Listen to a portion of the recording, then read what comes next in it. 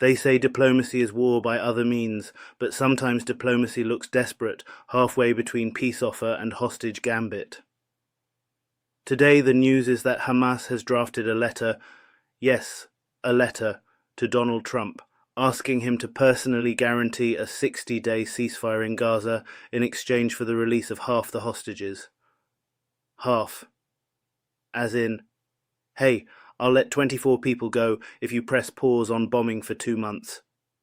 Bold negotiation, audacious, and loaded with contradictions, spin, risk, and moral hypocrisy.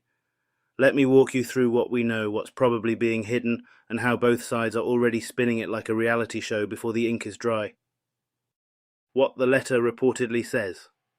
According to multiple media sources, Fox News, Times of Israel, NDTV, Christian Post, Hamas has drafted this letter to Trump, delivered via mediators in Qatar, requesting a binding 60-day truce, guaranteed by Trump, in exchange for releasing half of the hostages immediately.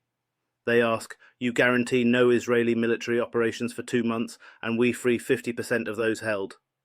They want immediate release of half, presumably as a gesture of good faith to kickstart negotiations. It's unclear whether the letter addresses disarmament of Hamas or demilitarization demands by Israel, which Israel insists on. The reports say that part is either unaddressed or vague. The letter reportedly is being held in Qatari mediation hands and might only be delivered to Trump after some further internal negotiation, i.e., Hamas hasn't fully signed off yet. Some media also mention that an alternate separate proposal floated by Saudi-linked sources would swap 12 hostages, 10 alive, 2 deceased, for a shorter ceasefire. So there's ambiguity. Is the 60-day offer the real one? Is it a bait and switch? Is it propaganda? Or is this a painful step toward a genuine exchange? Why now? Strategy, desperation, optics. This letter comes at a time when Hamas is under extreme pressure. Bombardments, loss of territory, international condemnation, refugee crisis, collapsing infrastructure in Gaza. Their ammunition is running low, public morale fraying, and their bargaining position weakening. Dropping this letter is both an offering and a gamble. They need global eyes.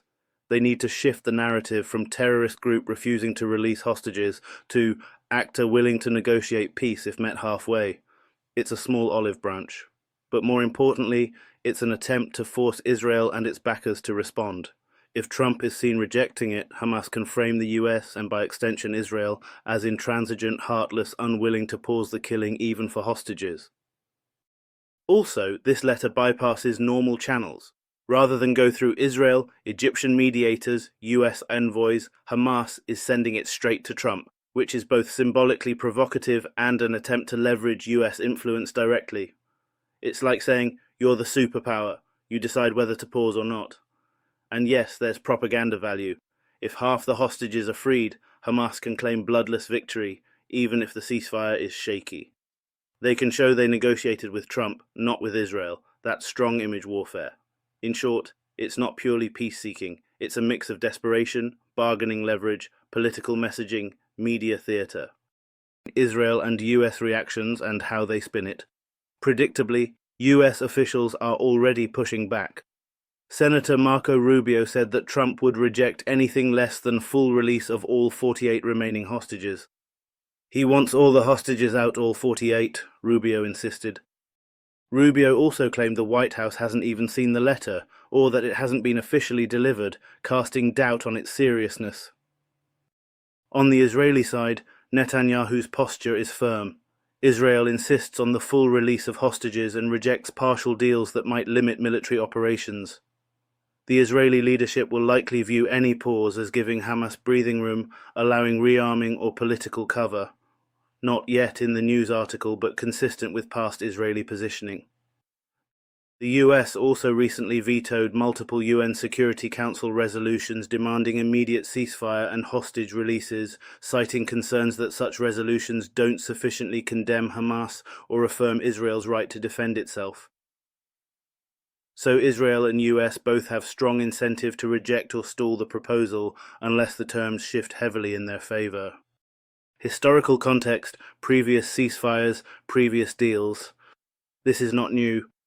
In early 2025, there was a three-phase ceasefire and hostage swap proposal that became the transient peace plan for Gaza: a 6-week pause, incremental hostage releases, Israel releasing Palestinian prisoners, infrastructure rebuilding, eventual full withdrawal.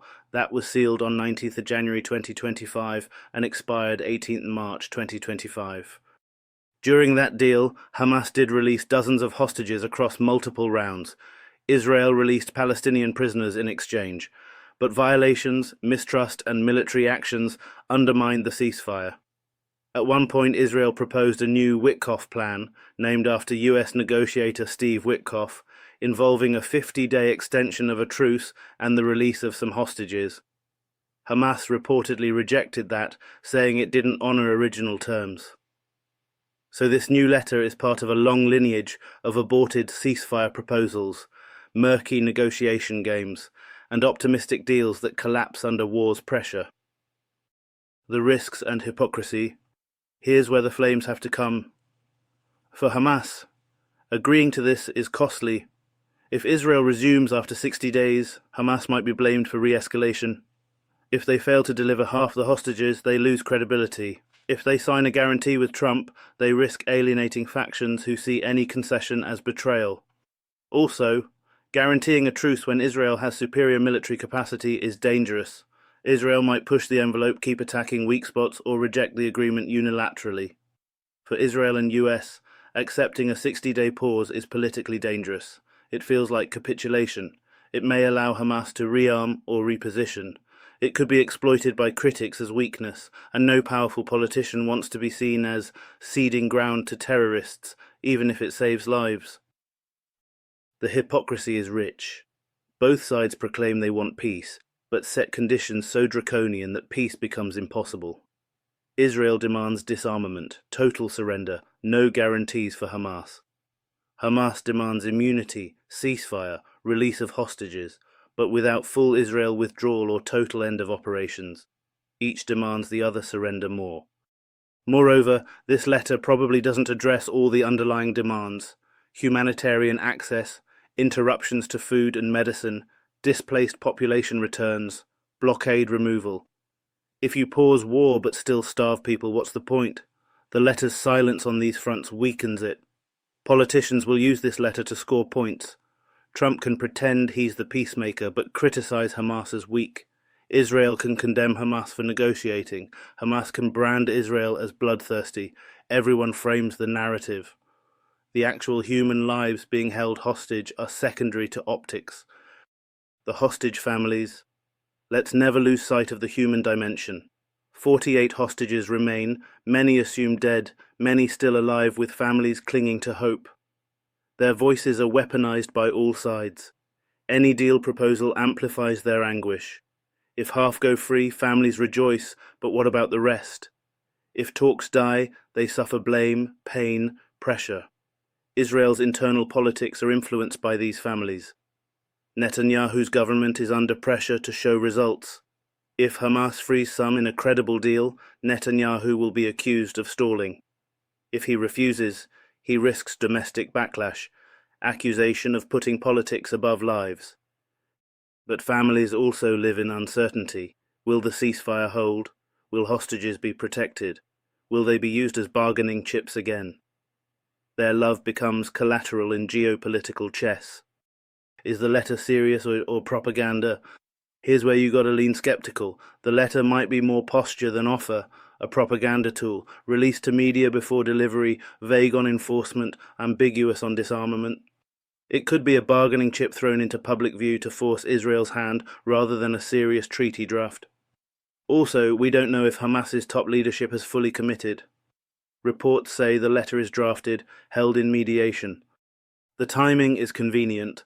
Trump is meeting Arab Muslim leaders soon, unveiling a Gaza plan. If Hamas can show they reached out to him directly, they strengthen their diplomatic standing, shift blame if talks fail. Also, framing it as Trump guarantee ironically bows to US supremacy. Hamas effectively says, "We need America to press pause." That's humiliation for a militant group.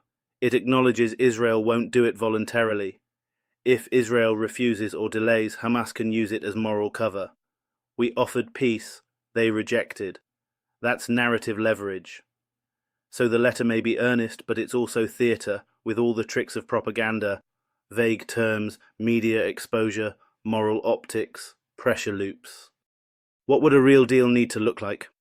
If this is going to be more than theatre, a credible deal needs binding enforcement, not just promises, mediators, guarantees, maybe international observers, protection clauses, insurances that hostages won't be attacked during the truce, phased exchange, not all 50% at once, for Hamas and Israel manage their trust. Address deeper issues, humanitarian access, lifting blockades, prisoner swaps, reconstruction, border control, demilitarization, exit clauses, protocols if violations occur by either side without collapsing the entire deal, transparency, clear terms, public knowledge, counted verification. If you omit these, you get fragility, betrayal, war resuming. The stakes. Let me put it plainly, if this fails, it's not a surprise. It's expected. The war resumes.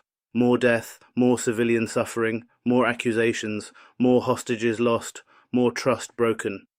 If by miracle it succeeds, even temporarily, lives might be saved. It won't solve the conflict, but it might reduce bloodshed. But the odds are stacked. War machines, distrust, propaganda games lean toward collapse. And yes, there's hypocrisy in hoping a militant group handles a humanitarian pause better than states do. Sometimes militant groups are more coherent in prisoner exchanges than nations are in distributing aid. That's a grim irony. Also realize this could backfire on Hamas. If they free half and violence resumes anyway, Israel and US will blame Hamas for violating the truce. Hostage releases become evidence not of peace, but of guilt. Trump has to decide, does he negotiate with this or reject it outright and double down on war, thereby risking lives but preserving moral posture?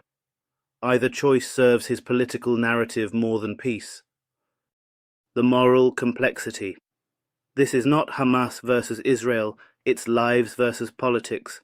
The hostages, real humans, are tied to the worst contest of power, ideology and war. Every side is using them. Every deal is a gamble with human lives. We must ask, do we demand full release at cost of endless war? Or accept partial release to save lives now? What value do you place on some lives when the cost to many might be war resumed? It's not a clean choice. Also, war already violates every principle of justice. Civilians killed, shortages, displacement. If you pause war but neglect essentials, are you doing justice? If you free hostages but open fire zones elsewhere, is that peace? We live in a world that worships all or nothing deals, but peace is rarely perfect. Sometimes it's the greatest compromise a broken system can muster. This letter from Hamas is more than diplomacy. It's posture, it's threat, it's a plea dressed in demand, it's a message to Trump. You are part of this equation. It's a message to Israel. You can pause, but you must give up something. It's a message to the world. Look at who's willing to negotiate. But the devil is in the details, and the details here are vague. No guarantee, no disarmament terms, no direct enforcement plan. It's a letter, not a treaty. And in war, letters are cheap, bombs are expensive. So what do you believe? That this might lead to a real pause and release? Or that it's another chapter in the theatrical tragedy of the Gaza war? Either way, the hostages are real. Their families suffer. Their release is urgent. Let's demand clarity. Let's demand terms. Let's demand lives saved, not just headlines made. And let's never forget, when war becomes theatre, human beings become props. The only way to resist that is to refuse to treat people as bargaining chips. Not left, not right, just real.